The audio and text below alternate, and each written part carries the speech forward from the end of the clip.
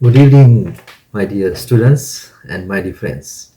Today I am going to discuss about four main things, what you need to be a global accountant and why the traditional role of accounting is almost dying and what is the new role of the accountant that he has to play and what are the main benefits of becoming a global accountant and what are the basic hurdles that you have to go through in becoming a global accountant and maybe settling in a foreign country like Australia. So, first of all, I would like to discuss as to why you need to be a global accountant. What I think is that the benefits that comes with it is one of the main things that drives a person to become a global accountant. Mainly, it may be financial as well as non-financial.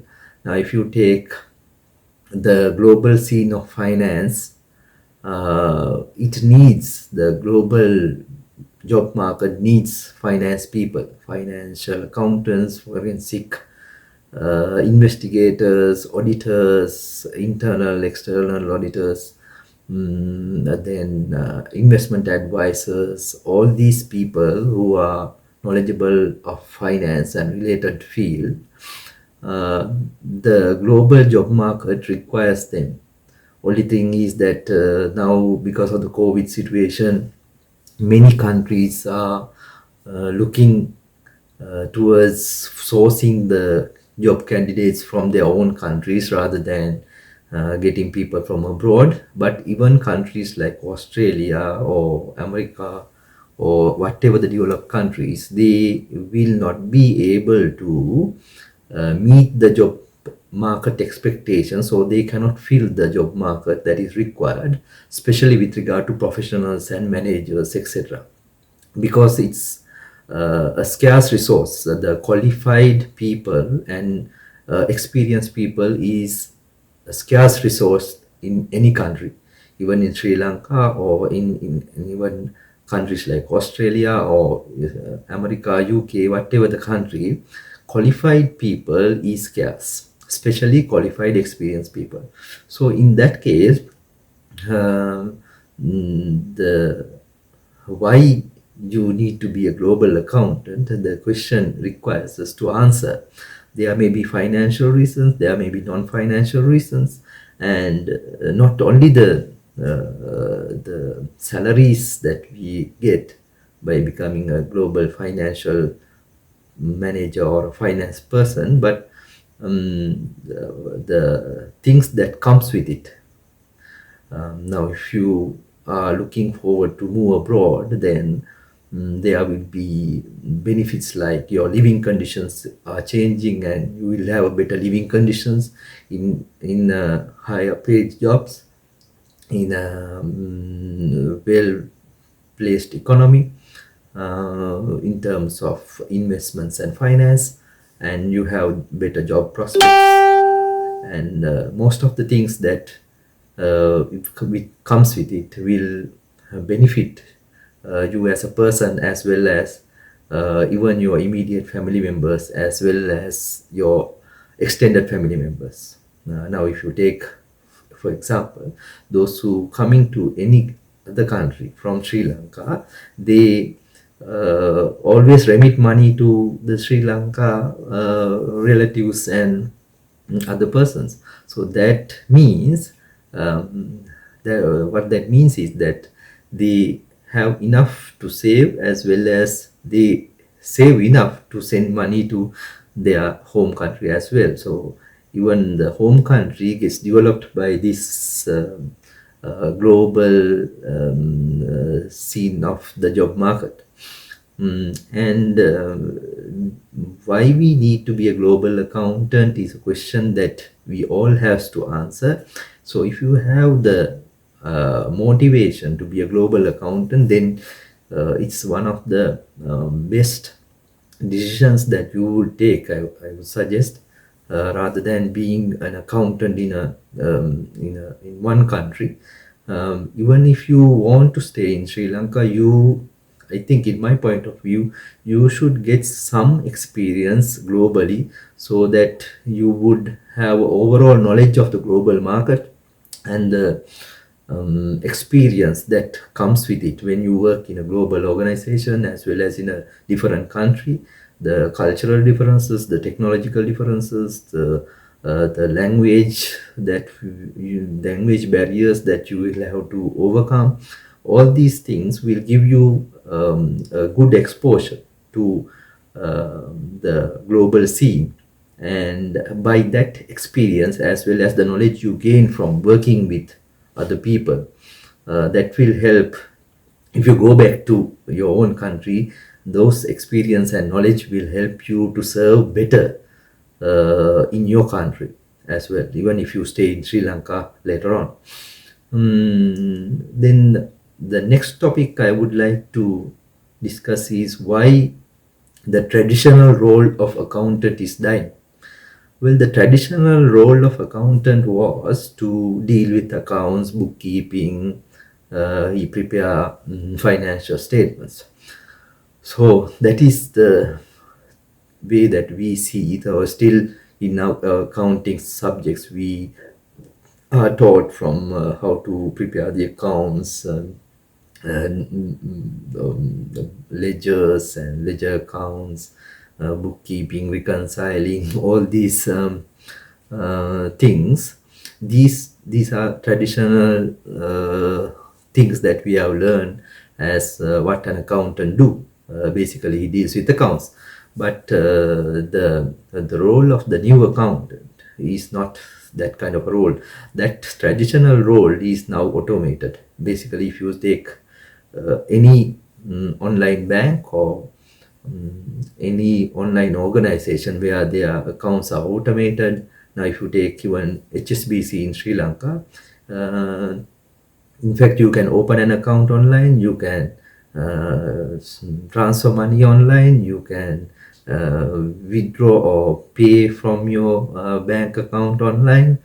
You can open fixed deposits online.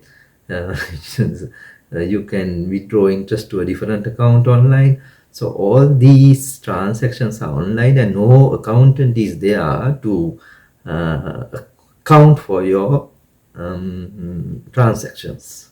So the accounting is done by the system itself, where the role of accountant is almost dead. The role of accountant has been taken over by the accounting systems or the enterprise resource management systems. So that traditional role of accountant is almost dead now. But what is the new role of the accountant? That's the question you have to ask, because if you are future oriented, then you have to know where the accounting profession is going. So the accounting profession is moving towards an informational manager level. That means accountant will have data, and data from their accounting system, data from their other systems, maybe ERP system, HR system, etc. And by gathering all those data, he may have to prepare reports and interpret those reports, and give information to management who is making decisions about the organization. So even though my role, even in my current organization, it's a finance officer role, I am involved in most of the time to give information to the higher management. I am working in a regional council, so like Pradeshia Sabha in Sri Lanka. So in that regional council, they require me as a finance professional outside my job duties to extract data from the systems and get them information for their decision making purposes. So that kind of a role cannot be done by the system itself. So system can get data and give you reports, but that information should be extracted and you have to put into meaningful words and meaningful numbers and give it to the management so that they can take better decisions for their organization and solve the questions that they face. So this kind of a role is emerging, and the more knowledgeable you are with regard to the systems, with regard to legal requirements, with regard to taxation requirements, etc., compliance requirements, etc. So all these requirements will uh, have an impact on the decision making by the management. So the decision making is enabled by the finance officers or the finance professionals in any organization. That role, finance professional role, cannot be taken over by the accounting or whatever the systems that is there currently, and even in the future. The uh, human resource cannot be completely eliminated due to the fact that our knowledge and experience plays a big role in giving the information that is required to the higher management, especially with regard to our finance qualifications and experience. So that's how you should view about the finance professionals for future, where even though we call ourselves chartered accountants or qualified accountants, etc., the qualification or the accountant role is almost, the traditional role almost is dead, and the new emerging role is a person who gives information, financial or non-financial, or both kinds of information to the management to make a better decision and solve their problems. Then the next question you will like to ask is, what are the benefits that you can get by becoming a global accountant? I would like to say that mainly the main practical benefit that you will get is the financial benefits itself, because everyone would like to work for a decent salary or a decent amount of a package. So when you are a local accountant, the package is somewhat less. But when you become a global accountant, your package is fitted to the global job scene and global experience and knowledge. So the global accountants demands a higher salary because of his knowledge and experience globally. And with regard to financial satisfaction, I think becoming a global accountant is one of the best decisions that you can take in terms of wealth creation personally. Then the other perks, or if we take other benefits that you can get by becoming a global accountant, is that the status. It's not the ego, but if you look at the status of a global accountant, he's a sought after person in most of the countries, or at least most of the organizations in the particular country that he lives.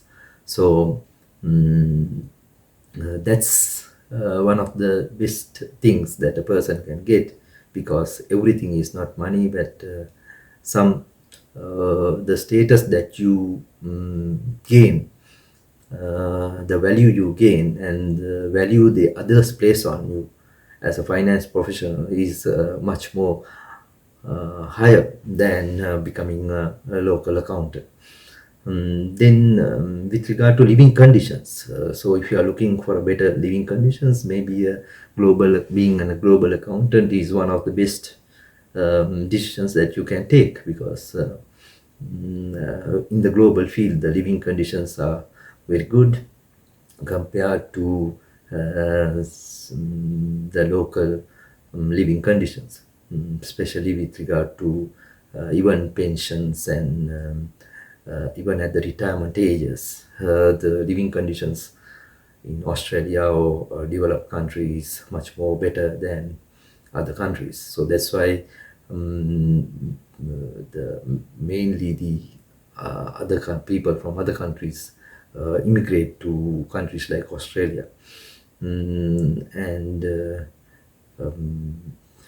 if you take from a personal point of view, the personal horizon of an individual will grow when you are thinking of a global job market than a local job market where you serve a small group of people. In a global scenario, your thinking pattern is different, and you're working towards global knowledge rather than a local knowledge.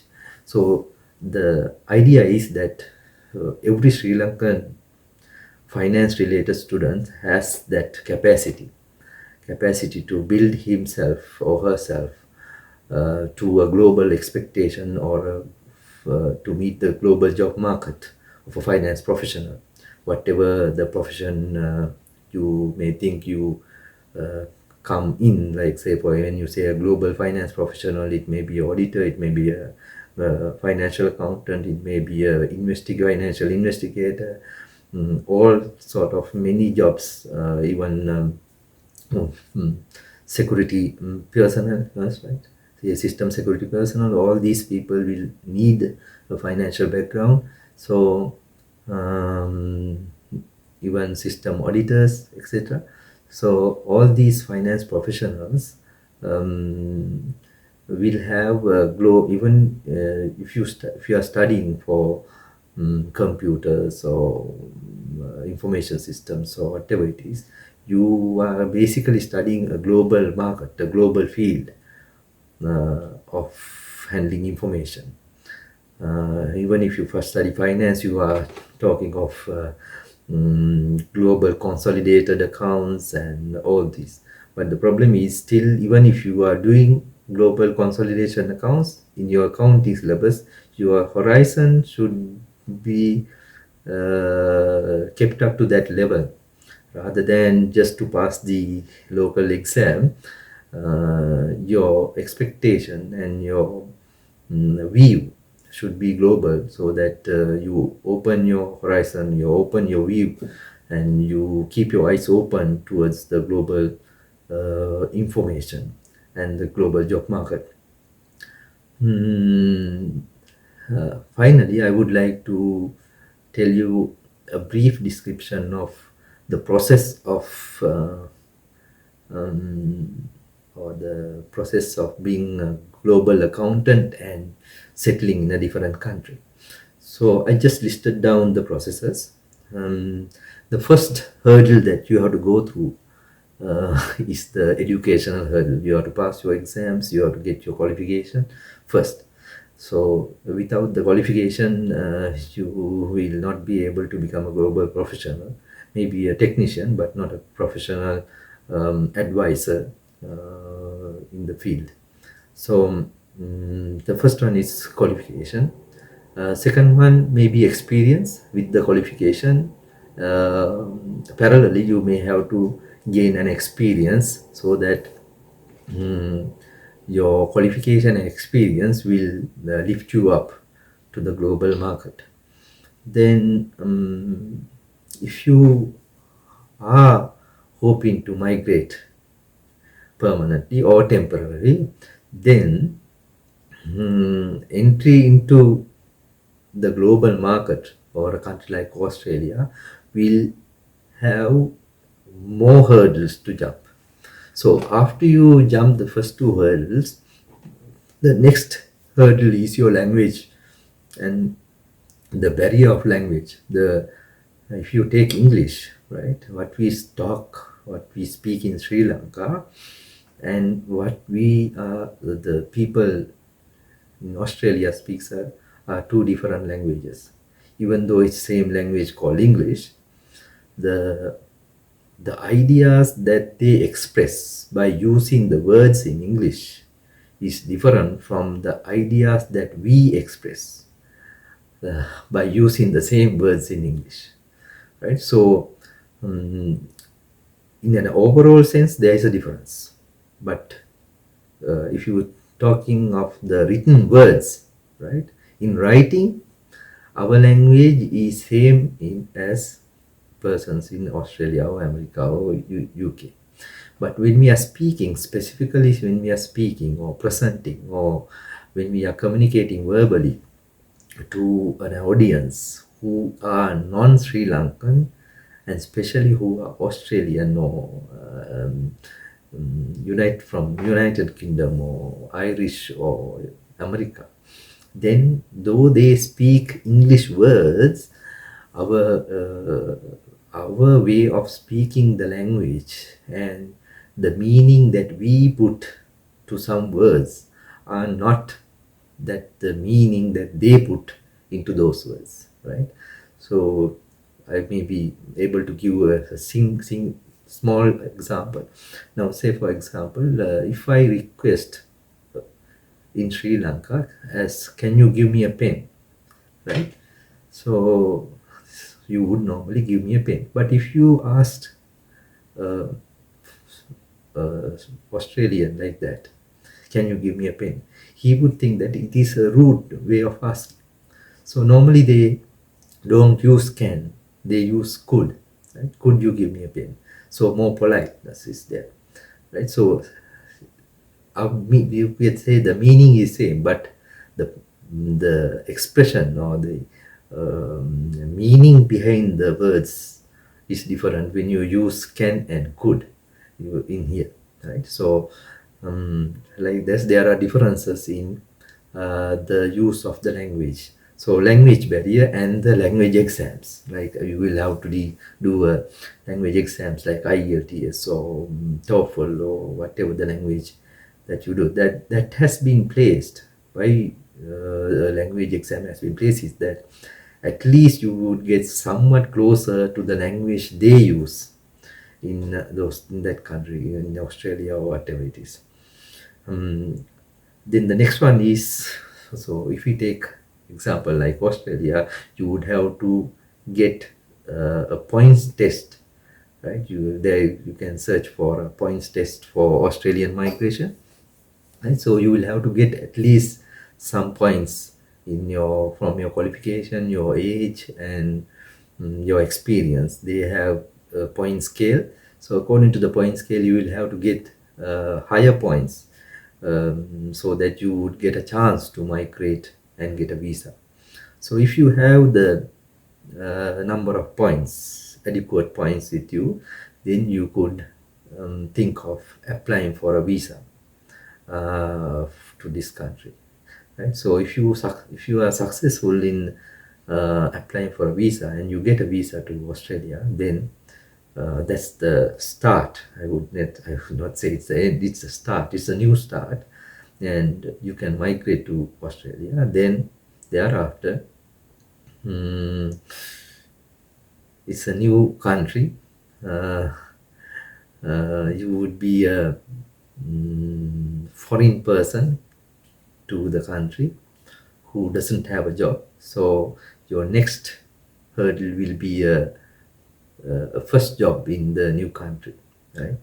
That's also very big. That's also will be a very big hurdle in getting a first job, because if you take countries like Australia, they expect people with local experience, with local in the sense Australian experience, right? So that's a big hurdle that you have to face to get an Australian experience, but you will not have Australian experience to get your first job in Australia. So that's a big hurdle that you have to jump. So you'll have to do many jobs, maybe casual jobs to get a permanent job initially. So finding and getting the first job is one of the biggest hurdles. Then after you get the first job, then it's a settling down process, getting your permanent residence, and maybe subsequently getting your citizenship and a visa if you are thinking of those things. So I hope that this video would give you a small background knowledge of what the process of becoming a global accountant. If you have any questions, you would be able to send me a text uh, or send me an email. I would be able to reply to those within maybe 48 hours. Thank you. Have a good night.